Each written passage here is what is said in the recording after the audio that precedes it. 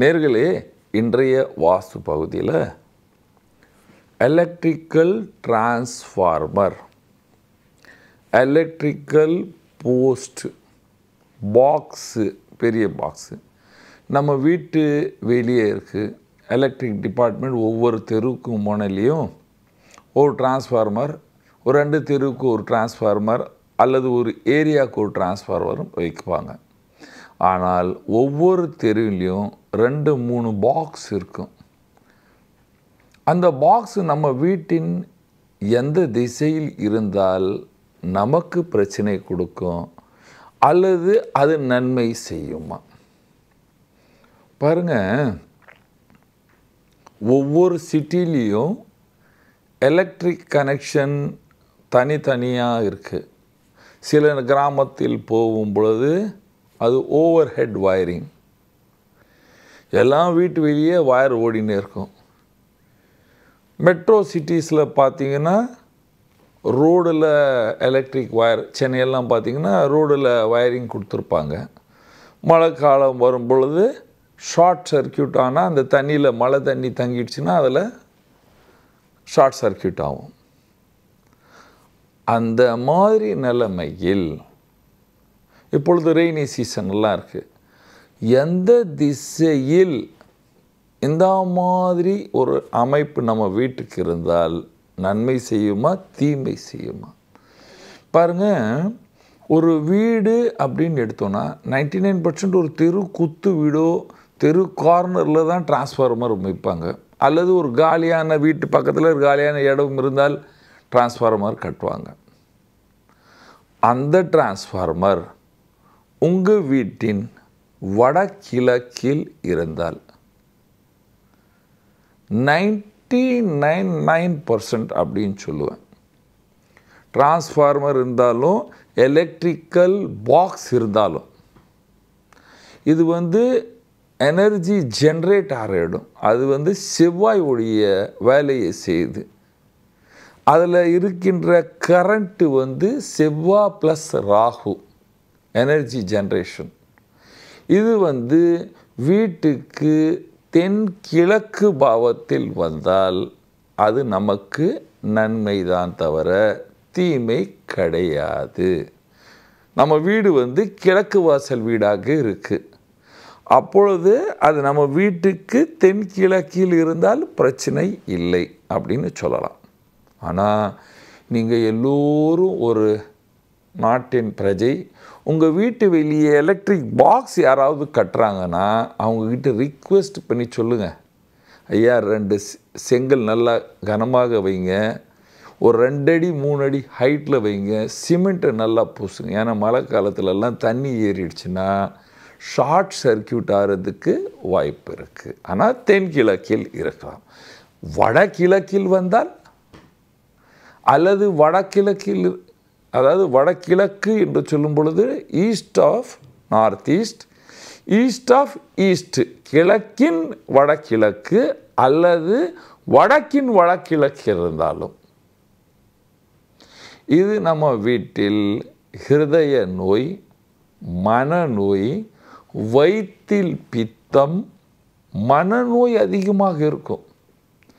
எந்த வேலைக்கு போனாலும் எங்களுக்கு வேலை நடக்கலைங்க, வீட்டில் விவாதங்கள் இருக்குது, சண்டை இருக்குது அப்படின்னு சொல்லும் பொழுது, அல்லது வீட்டின் பெண் குழந்தைகளுக்கு திடீர்னு என்னது சொல்கிறோம், தலையில் ஜுரம் ஏறிடும், ஜன்னி அப்படின்னும், அந்த மாதிரி எல்லாம் ஒரு நிலைமை உருவாகிறதுக்கு வாய்ப்புகள் உள்ள. சில வீட்டுகளில் பாருங்கள், இதில் ஒரு காம்பினேஷன் சொன்னேன். வீட்டுக்கு வெளியே எலக்ட்ரிக் பாக்ஸ் இருக்குது, அதே பக்கத்திலே ஒரு பம்பு இருக்குது அல்லது ஒரு குழாய் இருக்குது அல்லது உங்கள் வீட்டின் போரிங் இருக்குது. இதுக்கும் அதுக்கு ஒரு 5 அடி 6 அடி தான் இருக்குது அப்படின்னு சொன்னால் கண்டிப்பாக அந்த வீட்டில் பார்சவாயு அடிக்கிறதோ அல்லது வீட்டில் ஹிருதய சம்பந்தமான நோயும் மூச்சு தளர்ச்சி நோய் வர்றதுக்கு வாய்ப்புகள் அதிகமாக இருக்கும். பண கஷ்டம் இருக்கும். இப்பொழுது உங்கள் வீடு வந்து வடக்கு வீடாக இருக்குது. ஸோ வடகிழக்குன்றது இப்பொழுது சொன்னேன் பார்த்தீங்களா, வடகிழக்கில் இருந்தால் இந்த பிரச்சனை இருக்கும். வடமேற்கில் இருந்தால் பிரச்சனை கிடையாது, ஓரளவுக்கு பிரச்சனை வந்து வராது. ஏன்னா ரோடில் இருக்குது, வடமேற்கில் பிரச்சனை கிடையாது. மேற்கு வாசல் வீடாக இருக்குது, வெஸ்ட் வாசல் அப்படின்னு இருக்கும் பொழுது உங்கள் வீட்டுக்கு தென்மேற்கு திசையில் electric connection, electric pillar, box, transformer இருந்தால் பல முயற்சி செய்து பணம் சம்பாதிக்கிறது வீணாக போகும். திடீர் என்று பண கஷ்டம் ஏற்படுத்தும், கடன் அதிகமாக இருக்கும். நீங்கள் 5 மாடி வீடை கட்டிட்டீங்க ஐயா, ஆனால் உங்களுக்கு தான் தெரியும் உங்களுக்கு எவ்வளோ கடன் இருக்குது, வெளியே தெரியாது. ஐயா சேடு கோடீஸ்வரர் முதலாளி, ஐயா சுவாமி அப்படின்னு எல்லோரும் பேசுவாங்க. ஆனால் இரும்புட்டியில் பணம் இருக்காது, துணி நல்லா இருந்தால் ஒன்றும் பிரயோஜனம் கிடையாது. ஏனென்றால் தென்மேற்கு திசையில் லக்ஷ்மி தங்கும் இடத்தில் எலக்ட்ரிக் கரண்ட் வந்தால் நம்முடைய சக்தி சின்னமாகிறது என்ற அர்த்தம். வீட்டில் விவாதங்கள் அதிகமாக இருக்குது என்ற அர்த்தம்.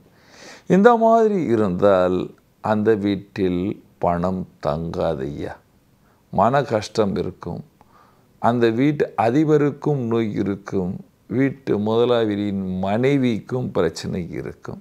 இப்பொழுது உங்கள் வீடு வந்து தெற்கு வாசல் வீடாக இருக்குது.